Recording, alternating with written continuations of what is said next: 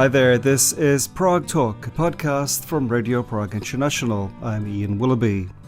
This time out, my guest is the young Czech philosopher of language, Tomáš Koblížek. Tomáš is an expert on disinformation, a phenomenon that's been grabbing headlines in recent years. In fact, he's one of the authors of the new book, Disinformation and Hate Speech, from the perspectives of philosophy, law and security.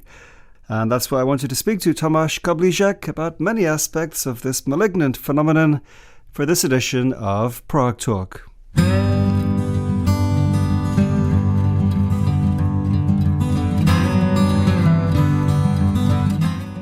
first thing I want to ask you, Tomáš, is if we're speaking about disinformation, what do you mean by disinformation? Yes, actually there are several features that this phenomenon has. So first, for example, we can start with an example, disinformation about the town of Bucha, where the Russian army committed a huge massacre in 2022. What makes it a disinformation? First, disinformation, they are part of mass communication. So disinformation is not when I tell somebody something at a bus stop. So it's something that happens in radio or in television or via internet. And the second thing is that you are trying to manipulate the masses with that information. So actually manipulating is different from deceiving or deception. I think there's a difference. Of course, deception is a type of manipulation. So for example, when you take the disinformation about Bucha, so it might be thought as a deception that you are trying to persuade somebody that actually Ukrainians did it. But sometimes you can have the aim just the people get confused, that they lose interest about the topic, that they get like contradictory information. So they fall into apathy. For example, that's another aim of disinformation campaigns, and it is also manipulation. So it's not only about deception, but also about different aims, different things. So it's also about undermining the actual truth, partly by kind of flooding people with nonsense. With nonsense, yes. And that might be really the case when you want to get people bored by the topic, that when you want the people not to be interested in the war in Ukraine anymore. So that might be the aim, yes. Because from their perspective, it makes it harder to decide what's true. So why make any decision and just let it wash over them? Yes, that's it. And I think that's the reason why you should not measure the impact of disinformation only by measuring how many people are deceived by information. You should also measure how many people got bored by the information, etc. In the book, you refer to a lot of English language terminology like confirmation bias, backfire effect, all these interesting terms. But I was interested and amused that you also use the term bullshit, which you say is a technical term for disinformation, like when Trump claimed that Haitian immigrants in Ohio were eating dogs and eating cats. Yes, I'm really sorry that I have to use this word in Czech radio. I should not, but it's a technical term. There is a book published by Stanford University Press, I think, and written by Harry Frankfurter, and it's called Bullshit. And bullshit it's a specific type of manipulation. It's different from lying, because when you are lying, you are trying to persuade somebody about something that is not true. When you are bullshitting, you just do not care if what you are saying is true or false. You are just saying anything that conveys to your aims. So this is what Donald Trump does very often. He's saying anything, and part of that is true, part of that is not, and that's bullshitting. He just doesn't care about if it's true or not. And also, hasn't Steve Bannon spoken about flooding the zone with shit? Yeah, that's also a very famous statement, and I think it's referring exactly to this phenomenon. Just say anything, then get attention, and maybe some of the information we will use will be true, some of them will not be true, but what we need is to really flood the zone with the information and get the attention. Why is disinformation such a big issue at this moment in history? Am I right in thinking that it kind of got accelerated during the COVID years? Well, it's not only COVID. I think that the new wave of interest in disinformation started in 2016 when we had the victory of Donald Trump and the Brexit in the UK. So I think these are two big reasons why people got interested again in misinformation. And I think today the simple answer to this question is the war, because the war is not very far from Prague. It's a one-day drive to get to the front, to get to the war, and the part of the war also misinformation or disinformation campaigns. For example, Russia wants you to think something about the conflict. They want you to think that actually it is just a defense from the side of Russia, but it is, of course, not. It is an aggression. Technology must be also hugely intensifying this whole area. Yeah, it's not only about the technology, but also about the architecture of today media.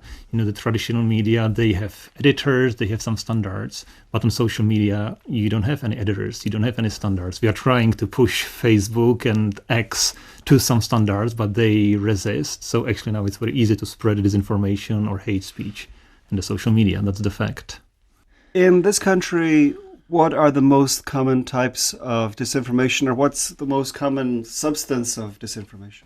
I think there are very, very different types of disinformation. For example, now we have lots of disinformation about climate change. I think that's something big because there are some economic players that they don't want to adapt to this reality because climate change exists. So I think there are some disinformation that are supported from this side.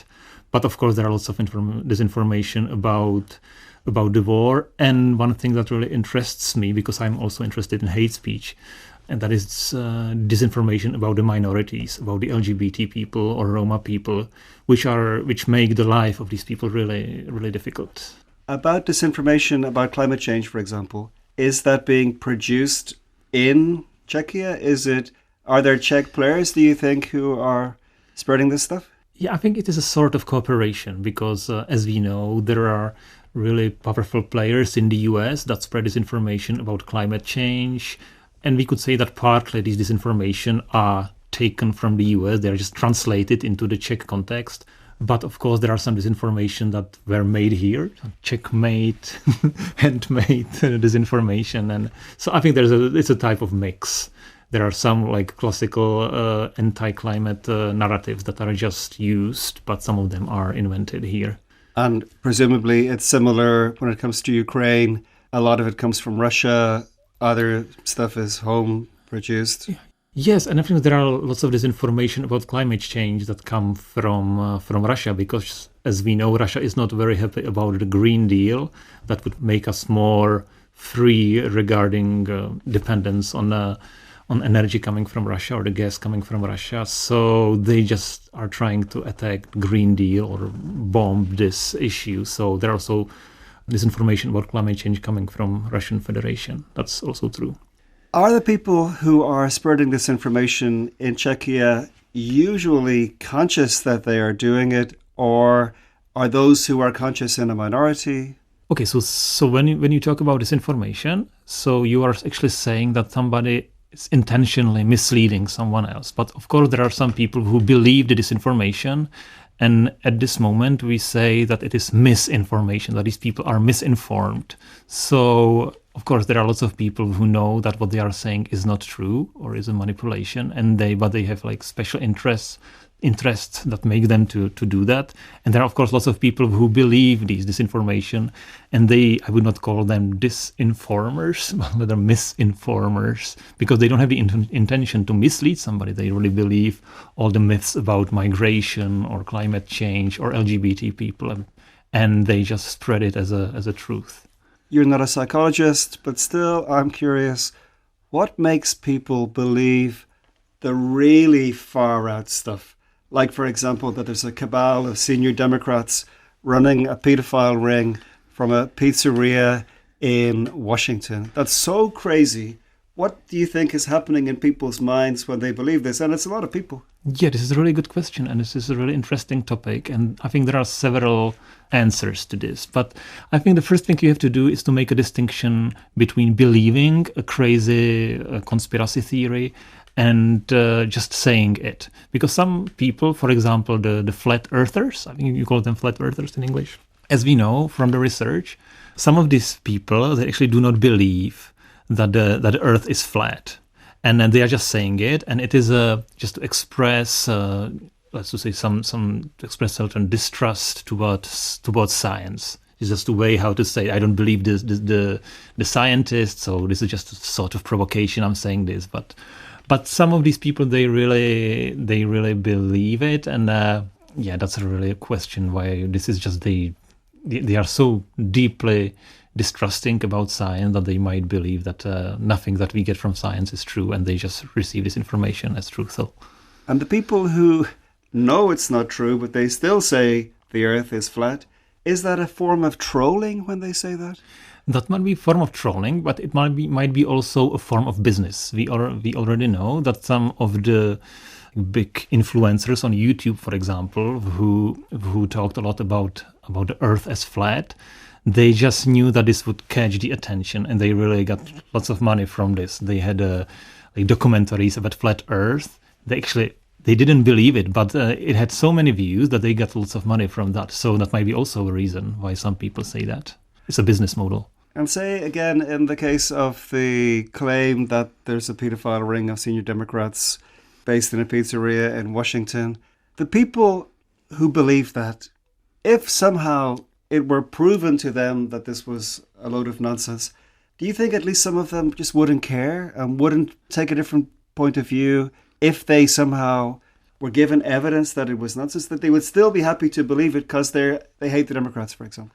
Yes, of course, this is true, because what matters in fact-checking, when we are presenting somebody with the evidence or the facts, so it's not only the content of what you are saying, but what is really important is the person who is giving you the information. So, for example, when these people do not believe the scientist, and a scientist comes to them and gives the evidence, so it has no value for them. So it's really important that there are some people who still have certain trust from these circles, and they might have an influence on them. When it comes to fact-checking, in this post-truth age, is it worth fact-checking? Does it make sense to argue back, especially when, as we've been speaking about, there is such an enormous ocean of nonsense out there? Oh, yes, it's always important to tell the truth. I mean, there are some philosophers that say... Well, that's a different thing. Telling the truth is different from fact-checking. You could discuss that. But when you have... So I think you could say that there is a moral obligation to tell the facts. You can put it like that. But I think it is important. But there are other things that you have to do, because, as I have just said, some people might not believe what you are saying, even though you have really strong evidence. So, for example, what you need is also something like media literacy.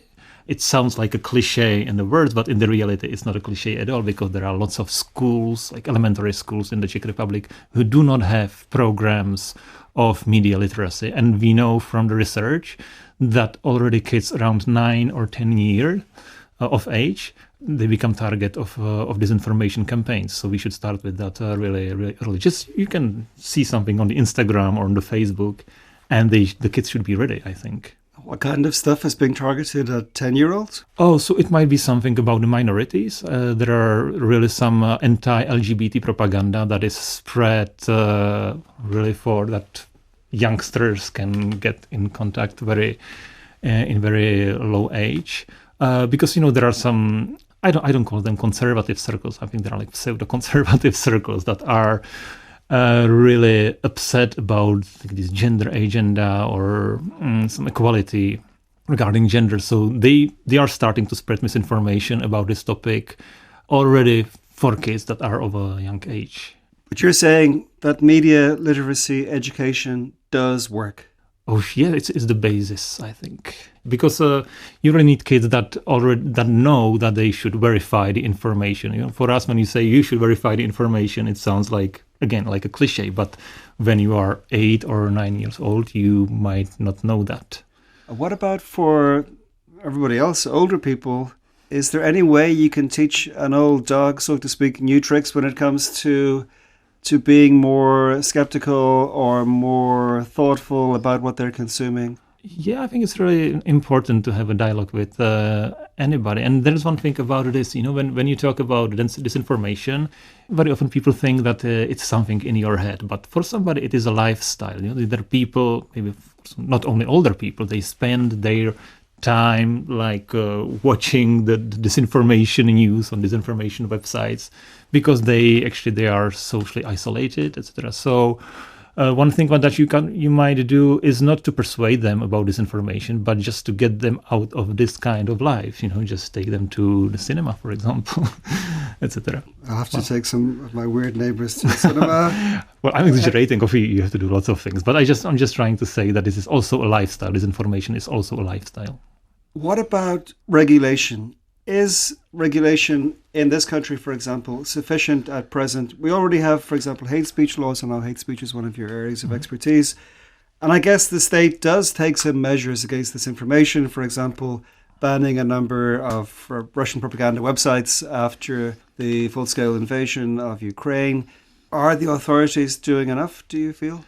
Yeah, there's a huge debate about this in the Czech Republic right now because there has been a difference between what the government was saying and what the government really did, because our government was presenting itself as fighters against disinformation, but now we found out, thanks to Voxpot, which is also a group of journalists, that, for example, the government knew about some strong disinformation campaigns and did nothing. So we could do more. But surely the next government will do less, because if you see the parties that are evidently heading towards coalition government, they will be unlikely to be encouraging regulation, surely.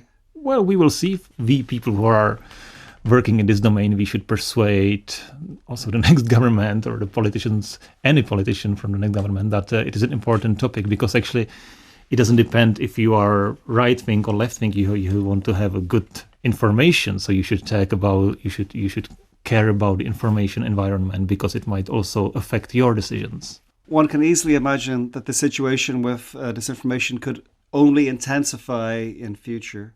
But what do you think looking forwards? Do you see any grounds for optimism for people who are, for example, liberals, or who wish to live in a society where truth is actually acknowledged as truth? Is there any reason for optimism for such people? Yeah, maybe this will sound really crazy, but I'm a big optimist, and I think it's not good to be too apocalyptic about disinformation. We always imagine disinformation as a giant, and we are really small and we cannot do anything. I think just the disinformation, they are as big as we are, but we are now just have the tendency only to observe them, to do nothing. But we know that there are lots of examples from the world where we see that you can fight disinformation very effectively. A good example is Finland, where actually the kids already at the elementary school learn about the difference between misinformation and disinformation, about verifying of sources. And then you can see that Finland is the top country regarding fight against misinformation or the resistance against disinformation. So actually it's difficult, but it's doable. And I believe that we will do it also one day. Obviously, people today consume media differently than they did even 5 or 10 years ago. But is there any onus on media organizations to present news differently, or to do something differently so they take more of people's attention and people are less drawn to the margins and to weird websites and stuff like that? One thing that the media could do, or maybe some journalists could do, is not, for example, to label the people who believe disinformation. For example, I use the word disinformation quite often, but I would never use the word disinformator, because you are just labeling somebody as you are really somebody that will be always believing this bullshit, let's say. So perhaps we should talk about this information, but we should stop labeling the people or labeling the groups as groups that are, in Czech we use the word desolate. I don't know if that exists. Something like deplorable, like what Hillary Clinton called them. It's comparable. Yeah, so just stop using this, because then the people get angry at you and the dialogue stops. So this is one thing that we could stop doing. So this means kind of keeping a door open for these people if they want to stop being in that world, that they can easily return to mainstream outlooks. Well, first thing you can do, just you can say that, okay, this is a disinformation for this and this reason. We have evidence for that. And now I think that you are believing this because of this and this reason. Am I right? And I think this is the way how we can start a conversation. It's much better than really labeling somebody with the bad words. Do you have conversations with your neighbors or people like that about things like this we're speaking about? Actually, I don't have so many people around me who would believe really the big disinformation. But I know about these cases, and I know that it's very hard. But well, you have to believe, and I believe that you will see the results. I wanted to end this conversation, Tomáš, with a little bit about philosophy itself, because you're a philosopher of language. Mm-hmm. It's not often I interview anybody who's a philosopher. Is there respect for your field in the Czech Republic, do you feel? Actually, there has been an inquiry lately about the relationship of the society towards philosophy, or what do people think about philosophy. And I think there was 40% of people that they had certain respect for philosophers. Probably more than journalists. Yeah. So, well, I think, but we could work on this a little bit more, because I think the problem is that in the Czech Republic, people are still too much interested in the philosophical personalities. And for example, when you go to France, so people are just interested in philosophical topics, and they don't care too much about who will be communicating this philosophical topic. So I think this might change, because we have so many experts on very interesting things like euthanasia, like very difficult questions, but they don't get to media very often. So, and I think that might get philosophy much more popular. Way back in the mists of time, I studied philosophy in Dublin many decades ago. Mm-hmm. I wasn't very good at it, but I have a degree in philosophy. And one thing that we were told at my university was that the term philosopher shouldn't be overused, that it doesn't apply to anybody who just has a philosophy degree, or maybe even who teaches philosophy. It should be for somebody who contributes to philosophy. But in this country, I see some people calling themselves philosophers, and I'm thinking, are they really a philosopher? You know what I mean? Yes, well, it depends. I'm quite liberal about the word philosopher. If you want to call yourself philosopher, you can. But okay, I will. Yes, you can. I have nothing against it. But for me, for example, what philosophers do is that they bring strong arguments.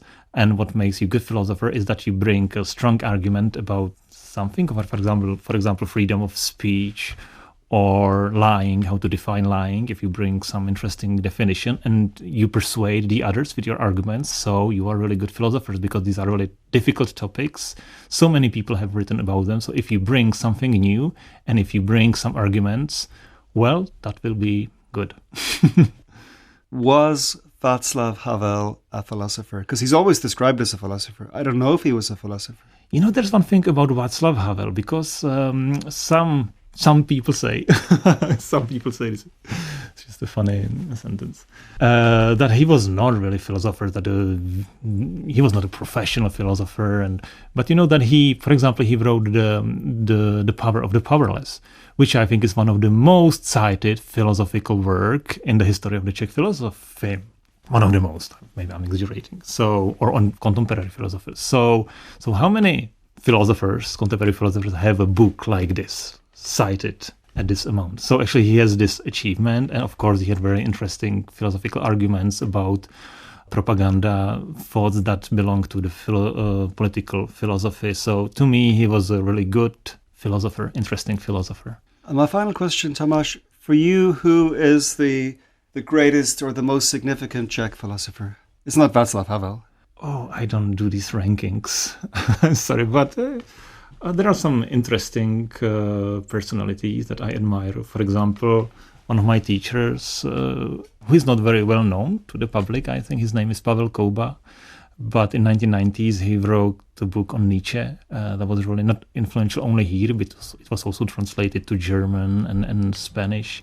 And for example, that was somebody that really had an influence on me, and I really like his way of thinking, let's say. But there are also others.